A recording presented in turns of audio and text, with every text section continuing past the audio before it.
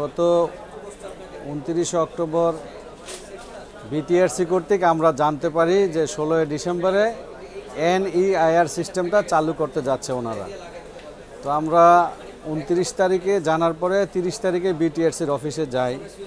বিটিআরসির অফিসে গিয়ে ডিজি মহোদয়ের সাথে আমরা কথা বলি যে ভাই, হঠাৎ করে আপনি ব্যবসায়ীদেরকে না জানিয়ে, ১৮ কোটি জনগণকে না জানিয়ে, ২ কোটি প্রবাসীদেরকে না জানিয়ে আপনি ১৬ ডিসেম্বর এই এনইআইআর সিস্টেম চালু করতে যাচ্ছেন, এটা কেন? তো ওনারা আমাদেরকে বলল যে এটা সিকিউরিটির জন্য, এটা সরকার থেকে নির্দেশনা, আমাদের চালু করতে হবে। ঠিক আছে, আমরা সিকিউরিটির জন্য হইলে ওয়েলকাম জানাই। তা আমরা যারা এই ব্যবসার সাথে জড়িত ২০,০০০-এর অধিক ব্যবসায়ী, আর আমাদের পরিবারে তো অনেক লোক, প্রায় ২০ লক্ষের অধিক লোক আমাদের পরিবারে আছে, স্টাফ, ব্যবসায়ী সব মিলে। তো এগোরে আপনি না জানিয়ে বা এদের কথা মাথায় একবারও রাখলেন না, আপনি এটা বন্ধ করে দিবেন, তাইলে আমরা কোথায় যাব? আমাদের যে প্রোডাক্ট হাতে আছে সেগুলো কি করব? তো ওনারা বলল আপনারা এনবিআর-এর সাথে কথা বলেন। তো যাই হোক, এনবিআর-এর সাথে কথা তো আর এইভাবে মৌখিক কারোর সাথে বলা যায় না। আমরা চিঠি দিলাম এনবিআর-কে, বিটিআরসিকে, বাণিজ্য মন্ত্রণালয়, প্রধান উপদেষ্টার, মানে ৬টা ইয়েতে আমরা চিঠি দিই, সংস্থাকে চিঠি দিই।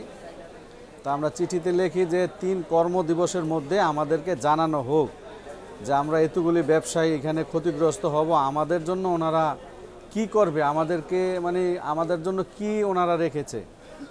তো যাই হোক, ৩ কর্মদিবস চলে গেল, কোনো রেসপন্স আমরা পাই নাই। আমরা কোনো জবাব না পেয়ে গত মাসের ১৯ তারিখে আমরা একটা সাংবাদিক সম্মেলনের আয়োজন করি। তো সাংবাদিক সম্মেলনের আয়োজন করার পরে ওইখানে আমাদের আগের রাত্রেই আমাদের মোবাইল বিজনেস কমিটির সেক্রেটারিকে উঠায় নিয়ে যায় একজন সাংবাদিক, জেনে থাকবেন, সোহেল সাহেব, ওনাকে ডিবি কর্তৃক উঠিয়ে নিয়ে যায়। তো নিয়ে যাওয়ার পরে আমাদের ব্যবসায়ীরা ডিবি অফিস ঘেরাও করে, ওইখানে জড়ো হওয়ার পরে ওনারা ছাড়তে বাধ্য হয়। তারপরে আসেন, আমরা এই যে গত রোববার দিন সারা ঢাকা শহরে, সারা বাংলাদেশের মোবাইল দোকানপাট বন্ধ রেখে আমরা সারা ঢাকা শহরের লোক এই শাহবাগ থেকে ফার্ম গেট এই রাস্তাটায় আমরা জড়ো হই। আমরা একটা শান্তিপূর্ণ মানববন্ধন করি।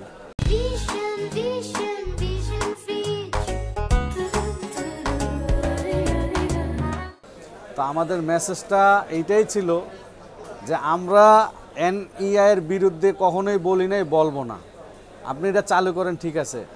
আমরা যারা ব্যবসায়ী আছি, যাদের হাত ধরে এই দেশে এই ব্যবসাটা এস্টাবলিশড হয়েছে, সেই ব্যবসায়ীরা কারা? আমরা। এখানে এতগুলি ব্যবসায়ী, আপনি আমাদের জন্য একটা হাই ট্যাক্স নির্ধারণ করে রেখেছেন, আমাদের জন্য 59% কাছাকাছি একটা ট্যাক্স নির্ধারণ করে রেখেছেন। তা আমরা বলছি ট্যাক্সটা সহনশীল মাত্রায় আনেন। আর এই যে বিটিআরসির কিছু কন্ডিশন আছে যেগুলি আপনি জীবনেও ফুলফিল করতে পারবেন না, আপনি বৈধ পথে ইম্পোর্টও করতে পারবেন না। কারণ এই কথাটা আমি বারবার বলি যে আমার হাত পা বেঁধে নদীতে ছেড়ে দিয়ে যদি আপনি বলেন যে ভাই আপনি সাঁতার কাটেন, সেটা কি সম্ভব? সম্ভব না। এই কন্ডিশনটা আমরা বলছি আপনি সরিয়ে দেন, উন্মুক্ত বাণিজ্যের ব্যবস্থা করে দেন।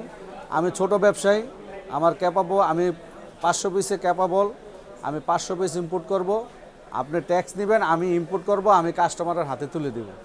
এখন ট্যাক্সটা যদি আপনি অস্বাভাবিক করেন, সেই ক্ষেত্রে তো এটা সাফার করবে কে? কাস্টমার, আমি কিন্তু না। আমি ব্যবসায়ী, আমি 1 লাখ দিয়ে আনলো 2000 ব্যবসা করব, 3 লাখ দিয়ে আনলো 2000 ব্যবসা করব। তাহলে অতিরিক্ত বাড়তি টাকাটা কার থেকে যাবে? ভোক্তার পকেট থেকে যাবে। আপনি দেখেন, এখন ওনারা বলতে আছে, বিটিআরসি বলতে আছে যে আমরা ট্যাক্স কমাই দিছি, ব্যবসায়ীদের সাথে কথা বলছি। আরে ভাই, আপনি কোন ব্যবসায়ীর সাথে কথা বললেন? আমি mobile business community president Bangladesh, আমারে তো কোথাও আপনি ডাকলেন না। যে সেক্রেটারিকে আপনি অ্যারেস্ট করলেন, সারা বাংলাদেশের মানুষ দেখলো এর চেহারাটা, তো তারে তো আপনি ডাকলেন না। আপনি কাকে নিয়ে বসতেছেন? আপনার যে পালিত যে কোম্পানিগুলো আছে এই দেশে 9টা কোম্পানি, সেই 9টা কোম্পানির ডিলারদেরকে নিয়ে আপনি বসেন, বলেন যে ব্যবসায়ীদের সাথে আলোচনা করতেছি। আপনি কি একবার ভেবেছেন আপনি কি করতেছেন? 2 কোটি প্রবাসী, আজকে দেখেন প্রবাসীরা মিডিয়াতে বলতেছে যে আমি 60 দিন থাকবো, 60 দিনের পরে আমার মোবাইলটা আর চলবে না, রেজিস্ট্রেশন না করলে চলবে না। তারপরে আপনার মোবাইল এখন আপনি ইচ্ছা করলে এক্সচেঞ্জ করতে পারতেছেন। আমার হাতের মোবাইলটা আমি বিক্রি করে দিব, দিয়ে আরেকটা নিয়ে নিব, তখন আপনার হাতের মোবাইলটা কার কাছে বিক্রি করবেন? আর বিক্রি করলে যেই ব্যক্তি কিনবো সে কি সিম ঢুকানোর পরে চালাইতে পারবে? পারবে না। এই যে জটিলতা, এই জাতির জন্য আপনি যে ভোগান্তি সামনে নিয়ে আসতেছেন এই 16ই ডিসেম্বরে, এই জাতি কিন্তু আপনাকে ছাড়বে না, মাফ করবে না। অতি অবিলম্বে আপনি ব্যবসায়ীদেরকে নিয়ে বসুন, সাংবাদিক ভাইদেরকে নিয়ে বসুন, এই দেশের ভোক্তা যারা আছে তাদেরকে নিয়ে বসুন, তাদের কথা মাথায় রেখে আপনি আপনার আইন যেটা জনগণের উপরে চাপানো আইন চলবে না। জনগণ যেটা কমফোর্ট ফিল করবে, ব্যবসায়ীরা যেটা কমফোর্ট ফিল করবে, আপনি সেইভাবে আইন করতে হবে। আমরা ব্যবসায়ীরা শুরু থেকে বলতেছি আমরা ট্যাক্স দিতে চাই। আপনি নিচ্ছেন না কেন? আপনি নেওয়ার রাস্তাটা তৈরি করেন না কেন? আপনি শুভঙ্করের ফাঁকি যেই ব্যবসায়ীদেরকে নিয়ে বসতেছেন, কথা বলতেছেন, কাদেরকে নিয়ে কথা বলতেছেন? আমি সাংবাদিক ভাই আপনাকে প্রশ্ন করি, আপনি কি দেখছেন বিটিআরসিতে আমি বসছি বা বিটিআরসির সাথে আমি কথা বলছি? কোথাও আপনারা দেখছেন আমাকে? দেখেন নাই। তাইলে ওনারা কার সাথে কথা বলতেছে?